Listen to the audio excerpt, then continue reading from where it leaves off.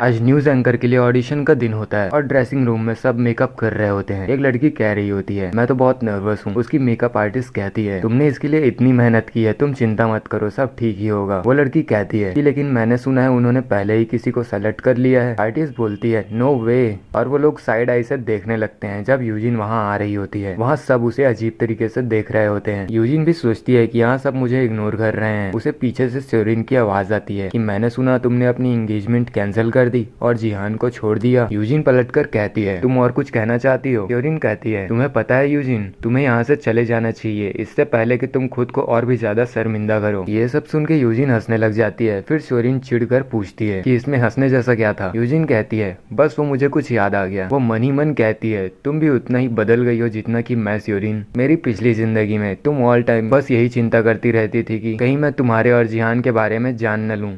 तुम बहुत बदल गई हो। फिर स्योरिन चिढ़कर यूजिन से उसे नीचा दिखाने की कोशिश करते हुए कहती है, क्या तुम्हें एम्बेरसमेंट नहीं होती? तुम तो मेन एंकर हुआ करती थी, लेकिन अब तुम रेडियो पे काम करती हो। तुम तो काफी नीचे गिर चुकी हो। यूजिन कहती है, अच्छा वो, हाँ तुम सही कह रही हो। स्योरिन कहती है, तो तुम ये सब छोड़कर खुद की बेइज्जती करवाना बंद क्यों नहीं कर देती? मुझे तो बस तुम्हारी चिंता हो रही है। तुम्हें कुछ काम भी नहीं करना पड़ेगा, तुम्हारी फैमिली तो रिच है, तुम्हें बस घर पर आराम करना चाहिए। यूजिन कहती है, तो इसीलिए तुमने सबको मुझे इग्नोर करने को कहा? कितनी बचकानी हरकत है। तुम मुझे घर जाने को कह रही हो क्योंकि तुम्हें मेरी परवाह है? हाँ। ये सब सुन के फिर से स्योरिन रिप्लाई करती है, तुम्हें इग्नोर करने को कहा? क्या तुम ये साबित कर सकती हो? और वो ऐसा कह के वहाँ से चली जाती है। यूजिन अपनी चेयर में बैठती हुई सोचती रहती है कि मुझे नहीं पता कि स्योरिन ने पिछले कुछ दिनों में क्या किया है, लेकिन मेरे साथ काम करने वाले अब मुझसे अलग तरीके से पेश आ रहे हैं। फिर वो उनकी खुसफुसाहट सुनती है। वो लोग कह रहे होते हैं, यूजिन कितनी डरावनी है। मैंने तो सुना है कि इसने किसी को हायर किया अपने पेरेंट्स को मरवाने के लिए, ताकि वो खुद कंपनी को हासिल कर सके। ऐसा भला कोई कैसे कर सकता है? मैंने भी ये सुना है कि वो अपने पेरेंट्स से मिलने हॉस्पिटल सिर्फ दिखावे के लिए जाती है। ये सब सुनकर यूजिन मन में ही कहती है, इन्हें लगता है कि मैंने अपने पेरेंट्स को पैसों के लिए मारने की कोशिश की। ये भला इतनी वाहियात अफवाह कैसे फैला सकती है? क्या तुम्हें शर्म नाम की चीज भी नहीं है स्योरिन? तभी उसे पीछे से आवाज देते हुए कोई कहता है, मिस यून, मैं आपको ही ढूंढ रहा था, आप अपने फोन कॉल्स क्यों नहीं उठा रही है? यूजिन अपनी पॉकेट चेक करते हुए कहती है कि लगता है मैंने अपना फोन कहीं रख दिया है, लेकिन बात क्या है? वो कहता है कि चीफ ने आपको बुलाया है, उन्होंने आपको बेसमेंट सेट 2 में आने को कहा है। यूजिन कहती है, इस वक्त? लेकिन ऑडिशन तो अभी स्टार्ट होने ही वाला है। वो मुझसे अपने ऑफिस की जगह बेसमेंट में मिलना चाहते हैं। वो कहता है, उन्होंने मैसेज में तो ऐसा ही लिखा था और उन्होंने कहा कि ये अर्जेंट है। यूजिन कहती है, लेकिन क्या टीवी शो फिल्म करने के लिए वो जगह कुछ ज्यादा ही छोटी नहीं है? क्या तुम उन्हें कॉल करके कंफर्म कर सकते हो? वो लड़का कहता है कि वो कॉल नहीं उठा रहे हैं। फिर यूजिन वहाँ से जाते हुए कहती है, ठीक है कोई बात नहीं, मैं अभी जाती हूँ, थैंक यू। फिर हम देखते हैं कि वो बेसमेंट सेट 2 में जाती है, लेकिन उसे वहाँ कोई भी नहीं दिख रहा होता है। तभी उसे पीछे से गेट खुलने की आवाज आती है। वो चौंक कर जब देखती है तो वहाँ जाया खड़ा हुआ होता है। फिर वो कहती है, ओ जाया, तुम्हारा यहाँ कैसे आना हुआ? तुम अंदर कैसे आए? वो कहता है, मेरी प्रेसिडेंट के साथ एक मीटिंग थी। यूजिन सोचती है, ओ हाँ, मैं तो भूल ही गई थी कि ये भी होजिन से बिलोंग करता है और मेरी पिछली जिंदगी में ये केबीसी का डायरेक्टर था। जाया यूजिन से कहता है, तुम यहाँ क्या करने आई हो? यूजिन, मैं तो यहाँ आया क्योंकि मुझे स्टाफ ने बताया कि तुम यहीं आई हो, लेकिन ये तो ऑडिशन सेट नहीं है। यूजिन बोलती है, लेकिन तुम तो यहाँ प्रेसिडेंट से मिलने आए थे ना, यहाँ क्या कर रहे हो? वो कहता है, मैं बोर हो रहा था इसलिए मैं वहाँ से भाग गया। यूजिन हैरान होकर कहती है, क्या? वो कहता है, मैंने उनसे कह दिया कि मेरा कोई इंपॉर्टेंट कॉल आ रहा है, मेरे सेक्रेटरी को मुझसे नफरत होगी, उसे मेरी वजह से सारे नोट्स बनाने पड़ते हैं, लेकिन क्या ही फर्क पड़ता है। यूजिन कहती है कि तुम कितने फनी हो और हंसने लग जाती है। फिर जाया कहता है, मुझे नहीं लगता कि चीफ यहाँ आने वाले हैं, शायद हमें ऊपर वापस चलना चाहिए। वो कहती है, हाँ मुझे भी यही लगता है, कोई गलत फहमी हुई होगी, शायद मैंने गलत सुन लिया होगा। लेकिन तभी कोई वहाँ की इलेक्ट्रिसिटी सप्लाई बंद कर देता है। वहाँ अंधेरा हो जाता है, जिससे यूजिन घबरा जाती है और कहने लगती है कि यहाँ कौन है? जाया उससे कहता है कि शांत हो जाओ, पहले लाइट्स ढूंढते हैं। तभी यूजिन का हाथ किसी स्विच से टकरा जाता है और वहाँ बड़ी बड़ी लाइट्स ऑन हो जाती है और सीधे यूजिन के मुंह पर पड़ती है, जिसे देख के उसे अपने पास्ट लाइफ का वो एक्सीडेंट याद आ जाता है जिसमें जिहान ने उसे मरवा दिया था और वो बेहोश हो जाती है। जाया उसके पास जाता है और कहता है, यूजिन सुनो, मेरी बात सुनो, यूजिन अपनी आंखें खोलो, होश में आओ। फिर कुछ देर बाद यूजिन होश में आती है और हाँफते हुए पूछती है कि क्या हुआ था? जाया कहता है, तुम कुछ टाइम के लिए बेहोश हो गई थी, क्या तुम ठीक हो? यूजिन कहती है, नहीं, मुझे बहुत कमजोरी महसूस हो रही है। जाया कहता है, क्या हुआ? क्या तुम्हारी तबीयत खराब है? वो कहती है कि नहीं, ये लाइट्स की वजह से है, ये इतनी ब्राइट है कि मुझे सांस नहीं ली जा रही। फिर जाया उसके चेहरे को अपनी तरफ करता है और कहता है, मेरी तरफ देखो, मेरी आंखों में देखो, तुम अकेली नहीं हो। 1